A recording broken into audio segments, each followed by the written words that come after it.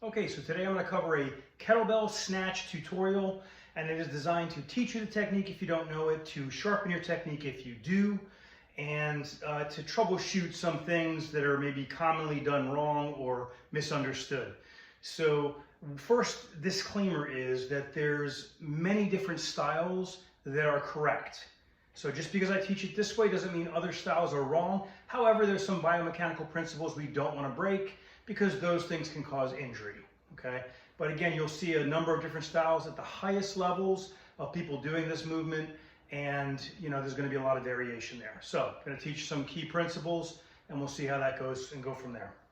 Okay, so this is a sports style snatch, which is very different from hard style, okay? So let's start off. Let's do a couple, okay?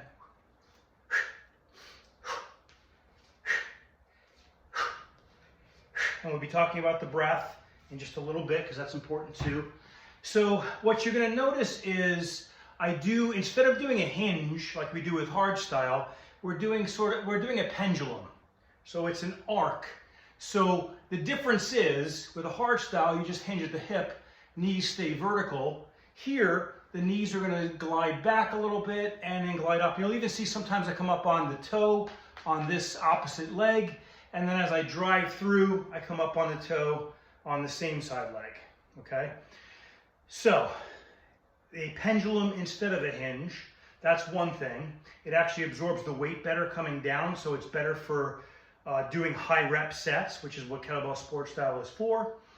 So, we come up at the top. Now, this is as far as my arm locks out. Ideally, you want your arm straight up and down. This is as much as my arm will lock, but that's what you want when you come to the top. You'll also see the insertion of the hand. The handle, okay, is going to be about 45 degrees, and I'm up in the corner. So let's look where I'm at. I'm up in the corner of that handle there. So you see how that is? And so it sits better. If you look at my knuckle down to my elbow, it's a straight line. There's no flaring back of the wrist. No flaring forward of the wrist, it's exactly straight, and there I am straight up like this, okay? Now, there's another thing. It's called insertion into the kettlebell with your hand. So as you come up, you want to insert with a timing, and the timing is going to keep it from slamming on your wrist. So watch. So as I go back, see how it just flips around? It flips and it lands nice and softly, no slamming whatsoever. It has to do with the timing of the insertion. So as you come up somewhere around here, you're going to start to extend your arm, and then it lands and comes back here. Now, when you're in that top position or that receiving position, you want to make sure your thumb is behind you or at the very most straight across, okay? Preferably slightly behind this plane line, which is your frontal or coronal plane line. Slightly behind that is ideal. And the reason for that is anterior, this is external rotation of the shoulder. This is internal rotation of the shoulder. Internal rotation of the shoulder overhead can cause injury. This is with the exception of Olympic weightlifting with a barbell that protects you from going too far. But if we're doing single dumbbell or kettlebell, if we go too far internally, it destabilizes the joint and can definitely cause some significant joint injuries, especially if we're doing sets that are very high repetition, okay?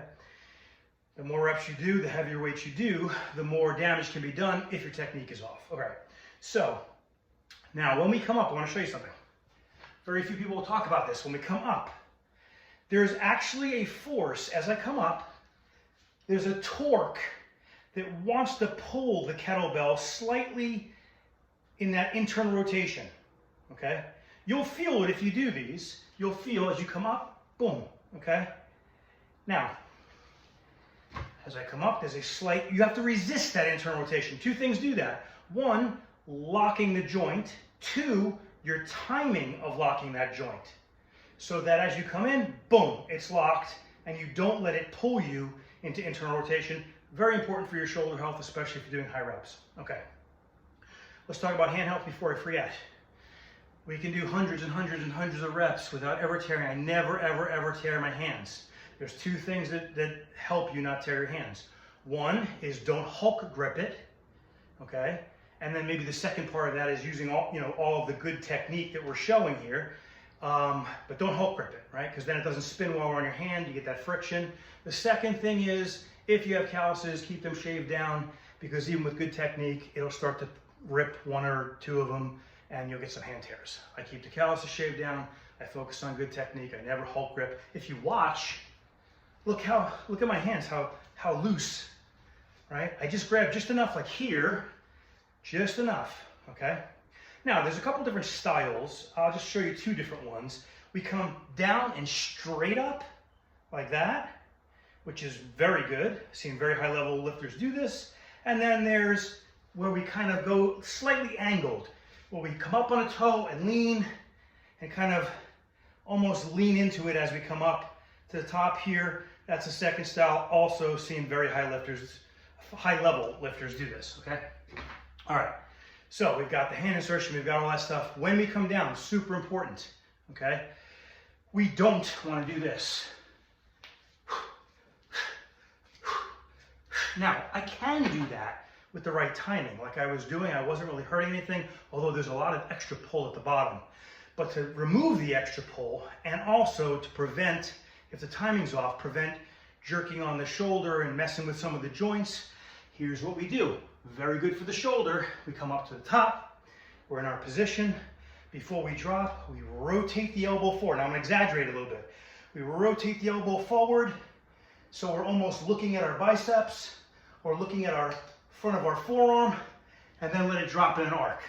So we come up here, we go here, let's go this way, okay? We rotate and then let it drop in an arc. And I let gravity do this, but I guide the bell in a nice arc, okay? By kind of almost casting it out. So I'm not throwing it, but I'm just rotating my shoulder forward and then letting it drop, not straight down, letting it drop out in an arc, and then I absorb, and then I drive forward for the next rep, okay?